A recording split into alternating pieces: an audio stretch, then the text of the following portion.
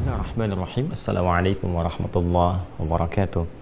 Alhamdulillahi rabbil alamin. Wassalatu wassalamu ala rasulillahil karim Sayyidina Muhammadin al-amin wa ala alihi wa sahbihi ajma'in. Wa ba'd.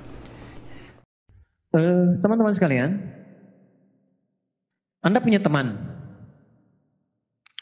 Temannya seringkali menjelek-jelekan Anda. Kemudian yang kedua, berbicara yang tidak baik tentang Anda di belakang.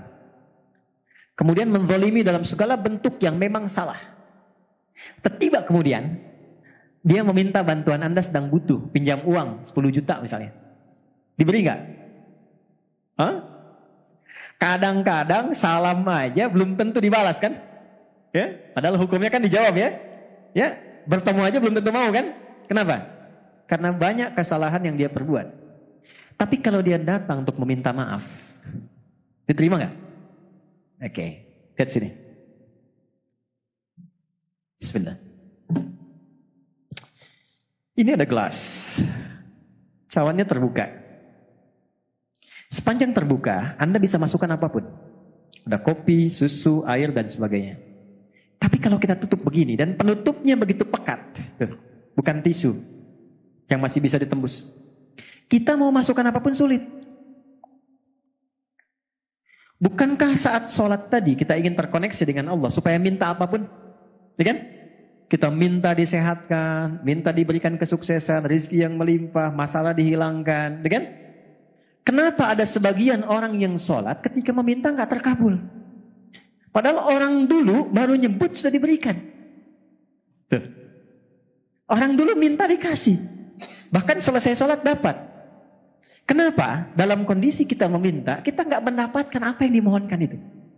Boleh jadi, apa yang disampaikan Nabi itu hadir dalam kehidupan sementara orang. Saya nggak menyebut kita, saya menjauhkan kata itu dari kita semua. Ada orang yang datang kepada Allah itu dengan maksiat yang dibawa, tapi belum ditobati. Jelas? Maka apa kata Nabi? Thumma dzakara rajulan, Nabi mengisahkan seorang lelaki. Yutilus safara asy'atha aghbara. Dia menempuh perjalanan panjang sampai berdebu, capek, jauh jalannya. Yamuddu yadaihi ilas sama, dia ingin berdoa. Kalau ini digambarkannya datang ke Mekah lah, mau doa, ya kan?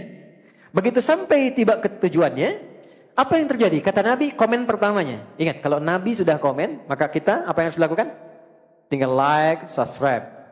Like, share, and subscribe. Apa komen Nabi? Anna yustajabu lidzalik mat'amu haram, mashrabu haram, malbasu haram, wa ghudhiya haram. Bagaimana doanya bisa tembus sementara makanannya haram, minumannya haram, pakaiannya haram, perangkat hidupnya haram. Ternyata bukan Allah nggak mau kabulkan. Begitu mau dikasih mental. Karena ada sekat. Itulah sebabnya kenapa sebelum kita minta banyak dalam sholat, minta sehat, minta rizki, minta rahmat, minta segala hal. Kenapa dimulai saat takbir dengan memohon doa taubat terlebih dahulu? Di pembuka awal. Pembuka awal yang mengawali sesuatu dari mulai asalnya, itu dalam bahasa Arab disebut dengan iftitah. Kalau pendek, kalau agak panjang disebut dengan istiftah. Itulah sebabnya kenapa kita saat takbir langsung membaca doa iftitah atau istiftah untuk membuka semua sekat-sekat yang kurang baik yang selama ini Allah nilai kurang bagus, sehingga setelah terbuka kita bisa minta apapun yang dimohonkan kepada Allah. Ada 9 jenis doanya, dari mulai yang pendek sampai yang panjang. Kalau pendek namanya iftitah, kalau panjang namanya istiftah. Atau kadang untuk mewakili keduanya. Baik itu pendek ataupun panjang. Oke, teman-teman biasa baca doa apa? Gak apa-apa. Iftitah. Allahumma ba'id. Allahumma ba'id baini wa baina khatayaya kama ba'adta baina al-masyriqi wal maghrib. Ada yang baca Allahu akbar kabira, alhamdulillahi katsira? Ada? Ada yang baca wajjahtu wajhiya alladzi fatara as-samawati wal ardh? Ada? Baik. Pertanyaannya, tahu enggak maksudnya apa? Paham enggak gitu? Kita baca tanpa paham, dapat pahala dan gugur kewajiban, mengangkat kewajiban. Tapi kalau kita baca paham artinya, maka pemahaman itu memberikan dampak pada jiwa kita. Sehingga menggugurkan dosa-dosa yang pernah kita lakukan dan merubah kita menjadi semakin lebih baik. Saya ambil contoh. Baik, 3 tadi saya bahas dengan cepat. 1. Allahumma ba'id baini wa baina khatayaya kama ba'adta baina al-masyriqi wal maghrib. Allahumma naqqini minal khataya kama yunaqqa thawbul abyadu minad danas. Allahumma ighsilhu bil ma'i wal thalji wal barad. Baik, teman-teman, kalau ada orang berbuat salah, perbuatannya disebut dengan akhto'a. Oke? Kesalahannya disebut dengan khoti'ah. Kalau banyak, maka disebut khotoy. Itu yang banyak salahnya. Khotoya. Gini. Khotoya. Yang banyak salahnya. Oke? Kalau saya mengaku, saya ini banyak salah. Maka tambahkan ya kecil di ujungnya. Khotoya. Ya. Gini. Artinya saya mengaku banyak salah. Saya mau tanya. Siapa matanya yang tidak pernah berbuat salah dalam memandang? Ada. Oke. Dari tadi pagi bangun sampai sekarang, pernah nggak salah lihat? Barusan masuknya udah salah lihat ya? Oke. Pernah nggak telinga itu berbuat salah dengar? Baik. Sampai ke ujung kaki, selalu pernah salah kan? Baik ya? Artinya, kesalahan yang dilakukan itu tidak 1, 2, mungkin banyak. Ini yang datang ke sini pun, saya ingin tanyakan. Dengan orang tuanya, baik tidak? Ada masalah enggak? Dengan pasangannya, dengan anaknya, dengan kerabatnya. Puncaknya dengan Allah. Tidak ada satupun manusia yang bebas dari salah. Semua pasti pernah berbuat salah. Tapi indahnya Allah, dipanggillah setiap hari 5 kali untuk memperbaiki kesalahannya.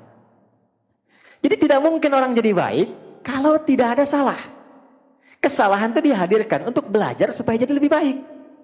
Sama, saya kadang suka heran. Orang berdoa minta sabar, tapi saat dikasih jalannya tidak menerima. Saya tanya ya, kalau Anda minta sabar sama Allah, dikasih oleh Allah sabar atau dikasih ujian?